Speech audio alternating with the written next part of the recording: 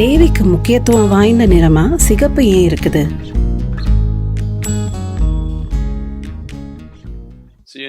முதல்ல நிறம்னா என்னன்னு நீங்க புரிஞ்சுக்கணும். எந்த ஒரு பொருளுடைய வண்ணமும்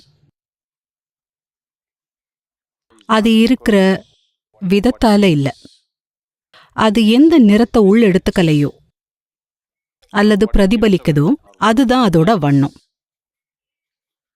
ஏதோ ஒண்ணு சிவப்பா தெரியறது அது சிவப்பா இருக்கிறதால இல்ல. வெள்ளை ஒளியில இருக்கிற 7 வண்ணங்கள்ல அது எல்லாத்தையும் உள்ள எடுத்து சிவப்பை மட்டும் பிரதிபலிக்கிறதால அது சிவப்பா தெரியுது. அதனால சிவப்புன்னா அது சிவப்பா இருக்குன்னு அர்த்தம் இல்ல, அது சிவப்பா இல்லைன்னு அர்த்தம். உங்களுக்கு புரியுதா? சரியா? ஏதோ ஒண்ணு சிவப்பா இருக்கிறது அது சிவப்பா இருக்கிறதால இல்ல, அதுக்கு சிவப்பு வேண்டாம், அதனாலதான் சிவப்பா தெரியுது. நீங்க எதை கொடுத்தாலும் அதுதான் உங்க குணமா உலகத்துல கூட இருக்குது இல்லையா? தேவியுடைய வண்ணம் சிவப்பா இருக்கிறது தேவி சிவப்பை கொடுக்கறதால தான். சிவப்பு எப்படிப்பட்டது? நீங்க காட்டுக்குள்ள நடந்து போனா எல்லாமே பச்சை பசேல்னு இருக்கும், ஆனா ஒரே ஒரு இடத்துல சிவப்பா இருக்கும். எங்கேயோ ஒரு சிவப்பு மலர் மலர்ந்திருக்கும், அது உங்க கவனத்தை ஈர்க்கும். ஏன்னா உங்க பார்வையில சிவப்பு தான் மற்ற எல்லா வண்ணங்களையும் விட பளிச்சுன்னு தெரியுது. மற்ற வண்ணங்கள் அழகா இருக்கலாம், நல்லா இருக்கலாம், ஆனா சிவப்பு தான் பளிச்சுன்னு உயிரோட்டமா தெரியுது. உங்களுக்கு முக்கியமான பல விஷயங்கள் சிவப்பு வண்ணமா தான் இருக்கு. உங்க ரத்தம் கூட சிவப்பு தான். யாரு கேள்வி கேட்டாங்கன்னு தெரியல, இருட்டுல ஒரு மூலையில இருந்து கேக்குறீங்க. கரப்பான் பூச்சிகளுக்கு ரத்தம் வெள்ளை நிறம், உங்களுக்கு தெரியும் தானே? சிவப்பு ரத்தத்துடைய வண்ணம், சிவப்பு உதிக்கும் சூரியனுடைய வண்ணம். சிவப்பு எப்பவுமே எதை குறிக்குதுன்னா மனித விழிப்புணர்வுல நம்ம எப்படி உணர்றோங்கிறதுல வண்ணங்கள் எப்பவுமே ரொம்ப பெரிய தாக்கம் ஏற்படுத்துது. சிவப்பு அதிகபட்ச உயிரோட்டத்தை உருவாக்குது. தேவி அந்த உயிரோட்டத்துக்கு குறியீடா இருக்கிறா. தேவியோட சக்தியே உயிரோட்டம். துடிப்பான எதுவா இருந்தாலும் சிவப்பு தான். உயிர் துடிப்புன்னா சிவப்பு. அதனால உற்சாகமா வெளியே போய் கொண்டாடுறதுக்கு ஊரை சிவப்பாக்குறதுன்னு ஆங்கிலத்துல சொல்றாங்க. தேவி உச்சபட்ச உயிரோட்டம் கொண்ட வடிவம். நம்ம உருவாக்குற தெய்வ வடிவங்கள்ல பெண் வடிவங்கள் ரொம்ப உயிரோட்டம் உடையது. தேவி சிவப்பா தெரியறது அவ சிவப்பா இருக்கிறதால இல்ல, தேவி சிவப்பா இல்லாததால.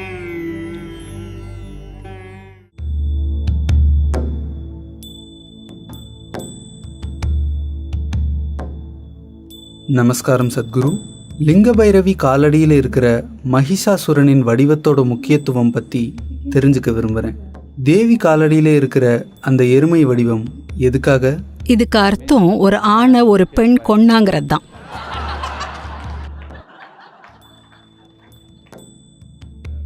மகிஷாசுரன் ஒரு ஆண். நமக்கு அவரை பத்தி அதிகம் தெரியாது, ஆனா பாரம்பரியத்துல அவருக்கு ரொம்ப கெட்ட பெயர் நிலவி வந்திருக்கு.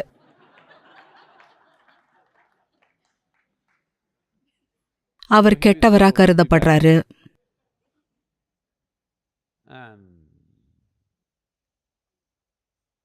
தேவி அவரை கொன்னாங்க. அசுரனோட வாகனம். பாவம், அவர்னால ஒரு குதிரை வாங்க முடியாம போச்சு போல, அதனால எருமைய வாகனமா பயன்படுத்தினாரு. அசுரன் மட்டுமே வெட்டப்படல, அவரோட எருமையும் கொல்லப்பட்டுச்சு. எருமைகளால சண்டை போட முடியும். அதனால கடந்த காலத்துல சிலர் சண்டைக்கு போறப்போ எருமைகளை பயன்படுத்தினாங்க. சண்டைன்னு வர்றப்போ எருமைகள் குதிரையை விட சிறந்தவை. குதிரை உயரமானது, அதுதான் ஒரே சாதகமான அம்சம். அதாவது நீங்க நல்ல சண்டையிடுபவரா இருந்தா மட்டும்தான். ஆனா எருமையை பொறுத்தவரையில நீங்க நல்லா பயிற்சி கொடுத்து நல்ல சாப்பாடு கொடுத்து வளர்த்தா அது கூட்டங்களை கடந்து வெறித்தனமா முன்னேறும். அதனால எருமை நல்லதா கருதப்பட்டுச்சு. நிச்சயமா இந்தியால கூட சண்டையிடுறதுக்கு மக்கள் யானைகளை பயன்படுத்தி இருக்கிறாங்க. அவர் எருமைய பயன்படுத்தினாரு. இந்த சித்தரிப்பு நீடிக்க காரணம் என்னன்னா, மனிதனுடைய மிருக குணமும், அதாவது ஒரு மனிதனுக்குள்ள இருக்கிற மிருக குணம், சிலர் நம்புற மாதிரி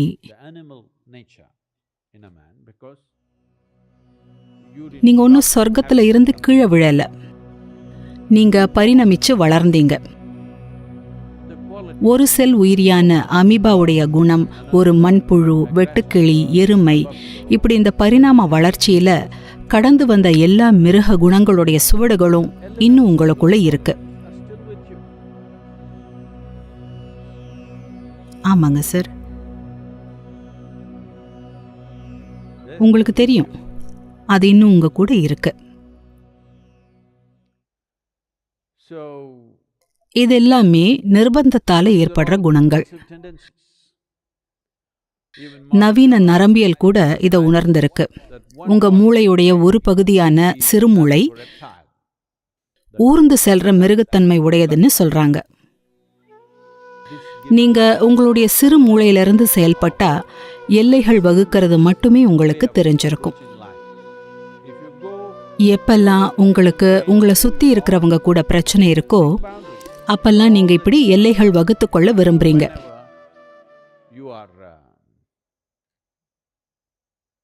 இது என்னோடது, இது உன்னோடது, என் இடம், உன்னிடம், என் காற்று, உன் காற்று, இப்படி ஆகிறப்போ நீங்க சிறுமூளைக்கு போயிட்டீங்கன்னு புரிஞ்சுக்கணும். நாய் எல்லா பக்கமும் சிறுநீர் கழிக்க காரணம் அவருக்கு சிறுநீரக கோளாறு வந்துருச்சுன்னு இல்ல, அவர் தன் சிறுநீர் மூலமா தன் ராஜ்யத்தை குறிச்சு வைக்கிறார். மனிதர்கள் ஒன்னும் வித்தியாசமானவங்க இல்ல, அதே விஷயங்களை வேற விதத்துல செய்யறாங்க. இது என்னோடது, அது என்னோடது, அது என்னோடது, இது என்னோடது, இப்படி ராஜ்யம் உருவாக்குறாங்க. முடியும் போதெல்லாம் அதை கொஞ்சம் கொஞ்சமா பெருசாக்குறாங்க. முடிஞ்சா இன்னும் பெரிதுபடுத்துவாங்க, முடியலன்னா தடுப்பு சுவர் எழுப்புவாங்க. இது எப்பவும் நடந்துட்டே இருக்கு. அதனால இந்த சின்னமும் சித்தரிப்பும் என்ன சொல்ல வருதுன்னா, மிருக குணம் கொன்னு வீழ்த்தப்பட்டிருக்கிறத குறிக்குது. மகிஷாசுரனும் அவனுடைய எருமையும் சித்தரிக்கிறது அதைத்தான். கொல்லப்பட்டு வீழ்த்தப்பட்டுருச்சுன்னு சொல்ல வர்றாங்க. இந்த சித்தரிப்பு இன்னொன்னையும் குறிக்குது. ஆண் தன்மை தன் இயல்புல இருந்துச்சுன்னா அது இயற்கையாவே உந்துதல் சார்ந்து வாழும். அதாவது இப்படி இருக்கும், பெண் தன்மை புகுந்தாதான் அது கொஞ்சம் திறந்த நிலையில இருக்கும். அது திறந்த போது ஆண் தன்மை அல்லது மிருக குணம் என்பது அவளோட காலடியில விழும். ஏன்னா அவ அதுல இருந்துதான் எழுந்திருக்கா. தேவி கோயில்ல உருவகமா சொல்லப்படுறது இதத்தான். அவ முழு சக்தியோட எழுந்து நிக்கிறதால மிருக குணம் காலடியில விழுந்து கிடக்குது. மென்மையான பெண்மைக்கு உக்கிரமான புலி வாகனம் ஏன்? இந்த கலாச்சாரத்துல நாம எப்பவுமே கட்டுக்கடங்காம உக்கிரமா இருக்கிறதுக்கு பெண் தன்மைய ஊக்குவிச்சிருக்கிறோம். நீங்க இந்த தேசத்துடைய தொன்மையான இலக்கியங்களை வாசிக்கணும். சில கவிஞர்கள் அடக்கமான பெண்ணை வச்சுக்கிட்டு என்ன செய்யன்னு எழுதியிருக்கிறாங்க. அதனால பெண் தன்மை எப்பவுமே உக்கிரமாவும் கட்டுக்கடங்காம இருக்கவும் தான் ஊக்குவிக்கப்பட்டுச்சு.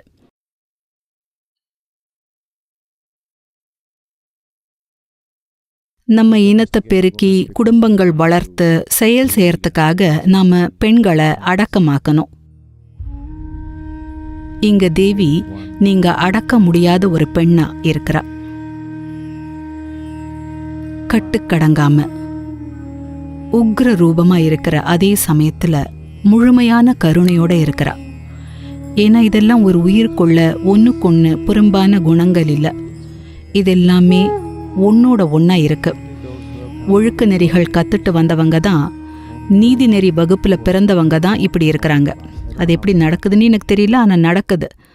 அவங்க எந்த அளவு ஒழுக்க நெறியோட இருப்பாங்கன்னா யாருமே பிறக்க கூட முடியாது, ஆனா அது நடக்குது. நீதிநெறி வகுப்புல பிறந்தவங்க கருணையும் உக்ரமும் ஒன்னா இருக்க முடியாதுன்னு நினைக்கிறாங்க. They would think அன்பும் love and கடுஞ்சினமும் ஒன்னா இருக்க முடியாதுன்னு நினைக்கிறாங்க. ஆனா வாழ்க்கையில இது எப்பவுமே ஒன்னா தான் இருக்கு. இயற்கை அப்படித்தான் இருக்கு. ரொம்ப அழகானது எப்பவுமே ரொம்ப ஆபத்தானதும் தான். நீங்க ஒரு நாகப்பாம்பை பார்த்திருக்கிறீங்களா? நெருக்கமா ஒரு நாகப்பாம்பை பார்த்திருக்கிறீங்களா? அது மிக அழகானது. ஆனா ஒரு படி கூடுதலா எடுத்து வச்சா நீங்க முடிஞ்சீங்க. அப்படித்தான் ஒரு கணம் விழிப்புணர்வு இல்லாம இருந்தா உயிர் போயிரும். ஆனா அதுவேதான் நீங்க காணக்கூடிய ரொம்ப அழகான ஒரு உயிரினமும் கூட. அப்படித்தான் உயிர் நடக்குது. she's just pure life. அவ தூய்மையான உயிர், கட்டுப்படுத்தப்படாத உயிர், உக்ரமான உயர்ந்தபட்ச சாத்திய நிலையில இருக்கிற உயிர். ஆனா கட்டுக்கடங்காதது.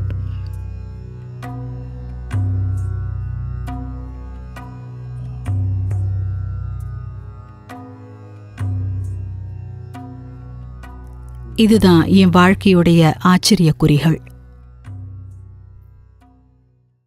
எனக்கு இலக்கணம் சரியா வந்ததே கிடையாது.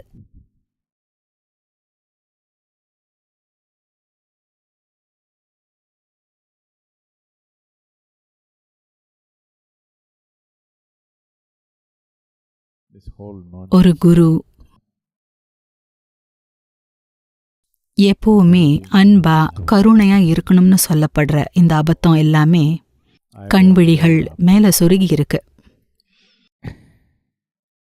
நான் அதுக்குள்ளெல்லாம் பொருந்த மாட்டேன். நான் என்னை பத்தின எல்லாத்தையுமே மாத்திட்டேன். எல்லாத்தையுமே. நான் சுவாசிக்கிற விதம் உட்பட, நான் உட்காரும் விதம், நிக்கிற விதம், தியானலிங்கத்துடைய காட்சி என் கண்ணுக்குள்ள வந்ததுமே என்னை பத்தின எல்லாத்தையுமே மாத்திக்கிட்டேன். நான் இருந்த கட்டுக்கடங்காத நிலையில அதை செய்யறதுக்கான நல்லிணக்கத்தை சமூகத்துல சம்பாதிக்க வழியே இருந்திருக்காது. அதனால என்னை பத்தின எல்லா அம்சங்களையும் முழுமையா மாத்திக்கிட்டேன். தியானலிங்கம் நிறைவு பெற்றதும் அவர் அங்க நின்னதும் நான் இருக்க மாட்டேன்னு தான் நினைச்சேன். ஆனா நான் இருக்க வேண்டிய நிலை வந்தப்போ நான் சில மாற்றங்களை செய்ய துவங்கினேன்.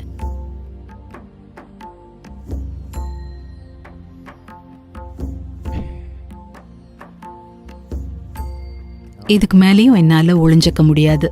தேவி இதனுடைய உயிர் வாழ்ற பிரதிபலிப்பா தினந்தினம் இருப்பா. அவளை அனுபவத்துல உணர்றவங்க யாரா இருந்தாலும் இதை உருவாக்குனவங்க மென்மையானவங்க இல்லைன்னு தெரிஞ்சுக்குவாங்க.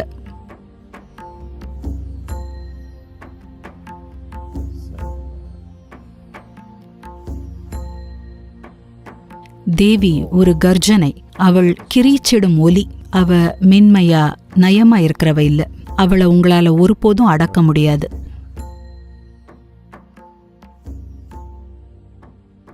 அதனால என்ன பிரயோஜனம்?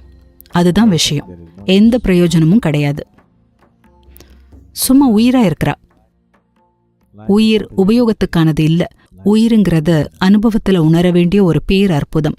வாழ்க்கைங்கிறது நீங்க இவ்வளோ லிட்டர் பால் கறக்கணும்னு நினைச்சு கறக்கக்கூடிய கறவை மாடு இல்ல. வாழ்க்கைங்கிறது பேர் அற்புதமான ஒரு பிரம்மாண்டம். நமக்கு தெரிஞ்சதாகவும் இருக்கலாம், தெரியாத பரிமாணமாகவும் இருக்கலாம். அது எப்படினாலும் சரி. அதனால அந்த பிரம்மாண்டத்தை முடிஞ்ச அளவுக்கு எல்லா விதங்கள்லையும் வெளிக்கொண்டு வருவதுதான் நம்மோட ஒரே பணி. அதுதான் எல்லாமே. என்ன பிரயோஜனம், என்ன உபயோகம்னு கேட்டா பிரயோஜனம் இல்லை. சங்கிலியால கட்டப்பட்டு இருக்கிற ஒரு நாய் காட்டுல இருக்கிற புலிய பார்த்து அவன் வாழ்க்கையில என்ன பிரயோஜனம், சும்மா சுத்தி திரிறான், நான் கொலைக்கிறேன், வாலாட்டுறேன், புலினால என்ன பிரயோஜனம்னு நினைக்குது. பிரயோஜனம் இல்லை. ஆனா அது ஒரு புலி. டைகர் வுட்ஸ் இல்ல, டைகர்.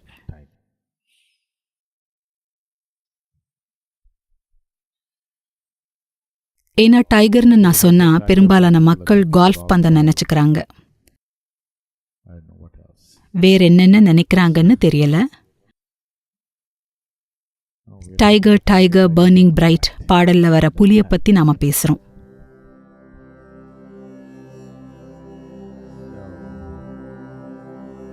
தேவி எப்பவுமே ஒரு புலி மேல அல்லது சிங்கம் மேல சவாரி செய்யற மாதிரி சித்தரிக்கப்படுறா. அவ நீங்க பயன்படுத்திக்க முடியாத ஒரு பிரம்மாண்டம்ங்கிறத இது சித்தரிக்குது. வாழ்க்கை முழுவதுமே இப்படித்தான். நீங்க அது கூட இருந்தா அபாரமான பலன்கள் உண்டு. நீங்க அது கூட இல்லைன்னா நீங்க பயன்படுத்தவே முடியாது. வானத்தை நீங்க எப்படி பயன்படுத்த முடியும்? நீங்க இந்த பூமியை பயன்படுத்த கத்துக்கிட்டீங்க. ஆனா வானத்தை எப்படி பயன்படுத்துறது? அண்டவெளி இல்லைன்னா இந்த பூமி எப்படி இருக்க முடியும்? ஆனா இந்த அண்டவெளிய நீங்க பயன்படுத்த முடியாது இல்லையா? அது ஆகப்பெரிய பிரம்மாண்டம். ஆனா அதை நீங்க பயன்படுத்திக்க முடியாது. ஆகப்பெரிய பிரம்மாண்டமா இருக்கிறது எதுவா இருந்தாலும் அதை பயன்படுத்த முடியாது.